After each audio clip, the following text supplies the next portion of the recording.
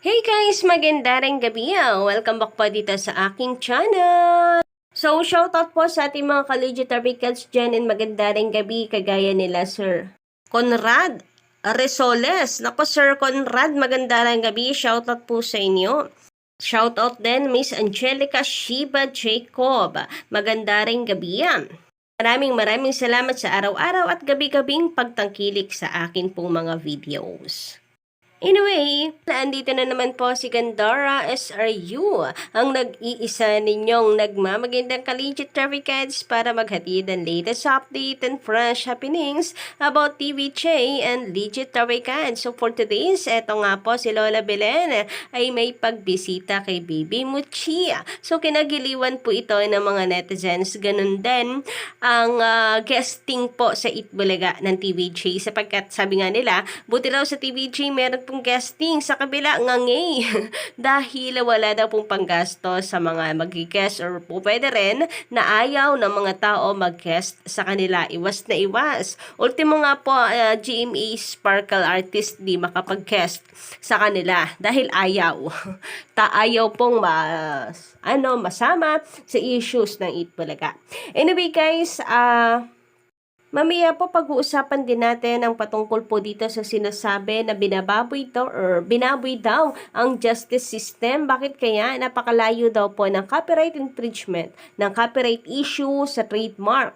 So, kumbaga ay nangangamoy kampe sa Tape Inc. Kasi yun yung laging sinasabi, puro trademark.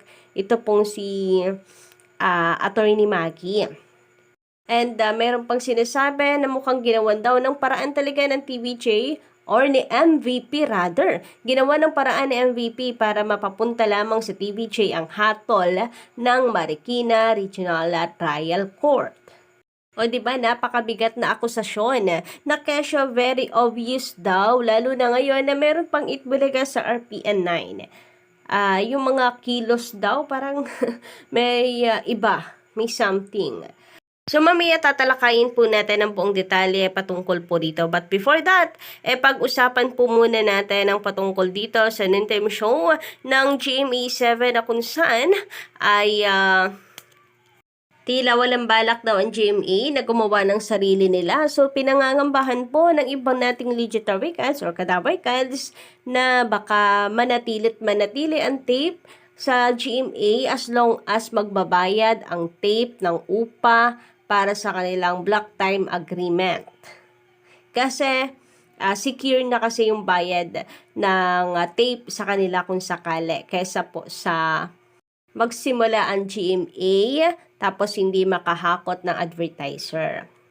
Sabi po dito ni Sir Tony Santos, ang objective kasi ng GMA7 ay puro profit. Instead of investing your own show, mas pinapabora nila ang mga show na nagbabayad ng block timer. GMA7 doesn't care kung mababa ang ratings ng block timer shows nila, as long as hindi pumapalya sa bayad nila. Business iyan, kaya instead of creating your own show na di katiyak kung tatangkalikin as public at odds, doon ka na sa sureball. So, ayun na nga. Kahit may kindalugi-lugi po ang Tape Inc., ay sureball naman ang GMA, nakikita pa rin sila. Dahil may kita o wala, layasan man po hindi ng advertisers ang tape, required silang magbayad ng upa ng oras sa GMA 7. So, alam niyo yon, kahit wala pong advertisers ay hindi po nangangamba ang GMA 7. Kasi simple lang naman yan kapag hindi ka nakabayad, then tsupe. Kung nagbabayad ka, then salamat, di ba? Ganon. So yun nga, kung patuloy pong mangyayari ito, baka hindi po GMA magpalaya sa kanila. Tape Inc. mismo ang lumaya sa GMA dahil wala na silang maipang-upa. Pag nangyari yon, so dalawa lang po yan. Mailipat po ang showtime or gumawa sila ng sarili nila dahil required na silang gumawa ng sarili nilang noontime show. Pero duda ako nalilipat ang showtime sa GMA7 main channel. Although maganda yon for them, kasi nasa pinakamalawak na TV station, pero at the end of the day, sa ABS-CBN yan, for sure mahihirapan po sila. Ngayon pa nga lang po sa GTV, di ba, nabigyan na po agad sila ng warning. So, yun po yung consequence. Sabi nga po ni Tita Missy, hi Tita Missy, shout out. Sabi nga po ni Tita Missy, yun yung consequence. Nakikisilong sila eh. So, dapat tumupad sila at pinirmahan kasi nila ang kontrata. Kaya maraming nagsasabi na hindi pwede ang showtime sa GMA 7 main channel. Well, magkaalaman, nakalipat nga sila, 'di ba, sa GTV. Para sa business, para sa showtime patuloy na maere, why not? Coconut Choknat. Samantala, pag-usapan naman po natin ang sinasabi nitong taong ito na kung saan, 'di ba, kung ako nagkakamali, siya po yung na-picture ni Models of Manila, ni Kuya Mark, na kung saan ay meron pa siyang pagtatanggol sa TVJ. Sinabi niya na dapat inaatake ng TVJ yung tungkol sa trademark na kung saan mali ang registration ng tape. Mali yung ginagawa nila. Kasi nag-entertainment po sila, pero ang registration nila ay for merchandise. Dun pa lamang daw maling-mali na ang tape. So, tandang-tanda ko yon. Kasi may tattoo siya dito sa ganito eh. Oo, siya yon, Kaligitary Kinds. Pero anyari, naging tape defender na po siya. Sila daw sa GMA7.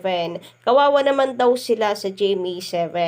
Meron siyang sinabi po dito na kung saan ay magkaiba nga daw po ang trademark at copyright. Ang copyright tinutukoy po niya ay tungkol lang sa mga music, episode na bawal gamitin ng tape. Yun. So, kung manalo ang TVJ doon, sa copyright na yon, di ba walang gamitin ng tape yung kanta, yung episode, yung segments, pero yung title ay sa ano pa rin yun, sa tape ink pa din.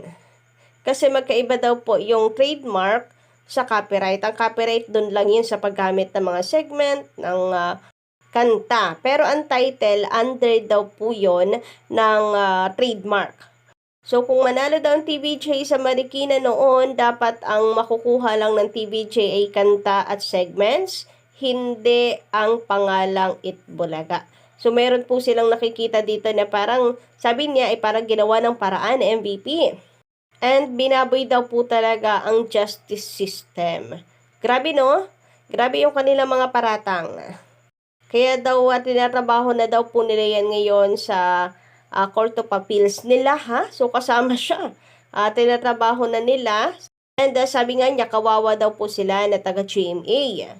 In short, talagang pinaparatangan ng TVJ na niluto, binayaran ang judge. So, kita nyo naman, di ba, sa caption, we will know kung nabayaran. Right now, we're working on it on the Court of Appeals, and we will let you know the details, whatever comes out, because what comes out of this, we will let you know as soon as possible, because like marami ng taong gusto din wants to get involved, especially those who are passive. They have seen talagang nababoy yung justice system, at kawawa naman yung tape at saka GMA network. They are branded as the ones stealing the Itbulaga trademark when it was with them all along. It was with them in the first place. Pero hindi ba, mga Kaligitary Cats, yung copyright na ipinasa ng TVJ, copyright na si Joey De Leon ang gumawa ng Itbulaga. Hindi lamang po segments at kanta. Kaya di ba po merong statement si Joey De Leon sa korte, sa Marikina Regional Trial Court, na kung paano niya binuo ang titulong Itbulaga. So, yung history. Kasi yung copyright nga po, owner ng Itbulaga mismo ang hinahabol nila. So, ano po itong sinasabi niya na kaya lang naman nagmumukhang Itbulaga ang TVJ ay dahil sila yung nakikita, sila yung nakaharap. Pero pagdating daw po kasi sa mga corporation, sa business, hindi daw ganon ang palakaran.